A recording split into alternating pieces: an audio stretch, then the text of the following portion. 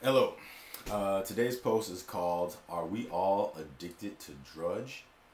The reason why I came up with it was because I thought the title seemed kind of nifty, but I also thought that it may be something interesting that some people may get out of the blog.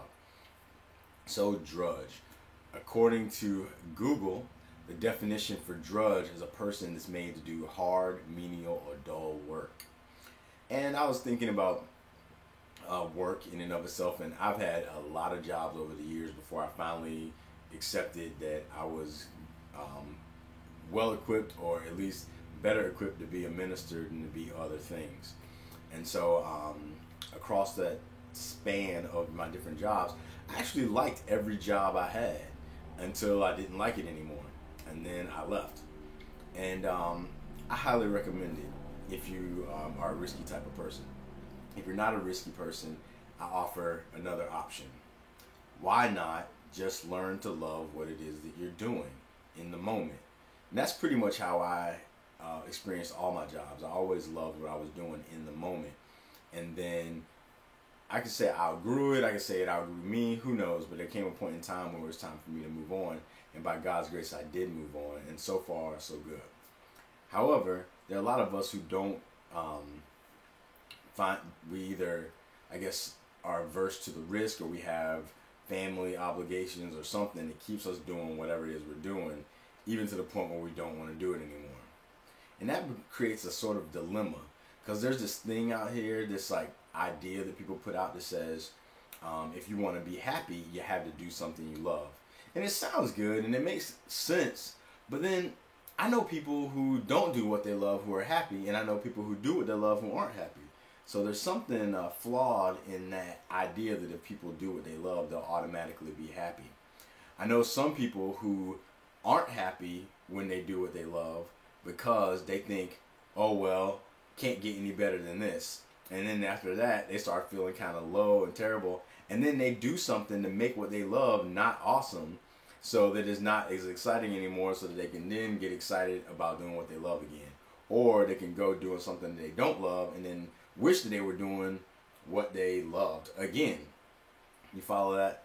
And then I know people who do something that many of us would say, well, I could never see myself doing that, like being a garbage collector or a doctor, I don't know what, but or a minister. I could never do that. I had somebody even ask me, people still do that? But at any rate, there's other people that do other things that we would imagine aren't that wonderful or glamorous or whatever, but they're perfectly happy doing it. Why? Personally, I think it's an internal thing. I think it's an internal constitution and a choice that people just say, hey, I'm grateful. They're in a spirit of gratitude, so they're grateful for whatever it is they're doing, and they make the most of it. And out of that, they lead a life that some of us could call happy. And then there's other people who, no matter what happens, they can win the lotto today and be sad tomorrow. It doesn't matter. And I think that fundamentally it's because we are addicted to drudge. I think that fundamentally humans don't really know how to be happy, even though we always seek happiness. And I think the reason why we don't know how to be happy is because we always think that happy is somewhere out there in the future. It's always some other state that we'll get to that'll be better than the state that we're in. And so we're always looking for happiness. Happiness, to me, is a big scam. I don't expect it from life. Don't even particularly look for it. Joy, as I've said before, on the other hand, I think is something that people can choose at any point in time by the way they confront life. And even if they're feeling lowly on the surface, there's this internal joy that propels them forward. And happiness, nothing wrong with happiness. I'm not saying that people can't experience happiness, but I think that it's meant to be temporary. I think that if we can accept that it's meant to be temporary, we can actually enjoy it while we have it. But as long as we think that it's supposed to last, we're going to feel terrible. And whenever it lasts a little too long, we start to think there's something wrong, and then we create some work for ourselves. We either, I've seen like I think I read in a book or a movie, I don't remember, but there was this woman and she was perfectly happy, and she ended up cheating on her husband or something. And then the people said, why'd you do it? You know, your husband loved you, you guys had, financially fit, you had your children who were great, and blah, blah, blah, blah. Why'd you do it? And she was just like, I guess I was bored and wanted something to do. So she had something to do. She hooked up with somebody, caused a lot of drama. Then she had work to do in healing her family. And it was a drudging work. She had to spend all her days making up for the crime that she committed to her family. And it was just a sad, long, and lengthy process for no reason. Why? Because we're addicted to drudge, man. We are addicted to drudge.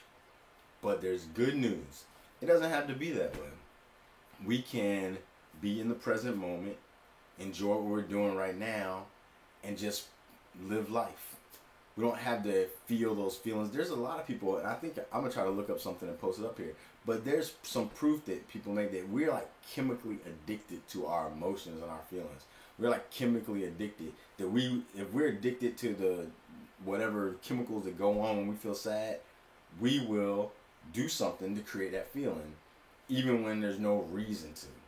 And if you look at like the news and all the different things that are out there that make us feel crappy every day, we get that in our system all the time. We're pumping that stuff into our system, and we end up feeling all sorts of jacked up. So even though we say we want happiness, as soon as we start to feel it, we start thinking, uh-oh, something's wrong, gotta get my fix. And then we'll do something silly, speed and get a ticket, start an argument with somebody, eat some food that we know we don't like. We'll do something to make ourselves feel terrible so that we can do some work that is hard when it doesn't have to be, menial because of our attitude toward it, and dull because we could always be doing something better, like meditating, exercising, talking with a friend about higher things, whatever. But we choose not to because we've allowed ourselves to become addicted to drudge. I say, next time you feel yourself being pulled towards that drudgy feeling, why don't we just deliberately choose to do something different? Deliberately choose to go outside for a walk, go talk to a friend, treat yourself to an ice cream cone. I don't know why I said it that way. Whatever it is, do something different and see what happens. Break the drudge addiction.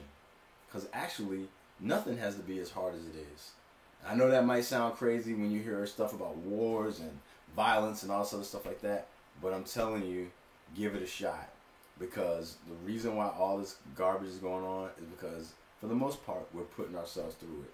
We're making life harder than it has to be because we're addicted to the drudge. We're addicted to seeing the world falling apart. But we can always get off that sauce and go towards something better. So, if you want to go towards something better, feel free to email me, blog a log with me, do something. Let's have some conversations in a different direction. Let's start some things. Let's meet at a coffee shop. Let's do something. But we do not have to be addicted to the drudge anymore. It's a choice, and you can make it. Peace.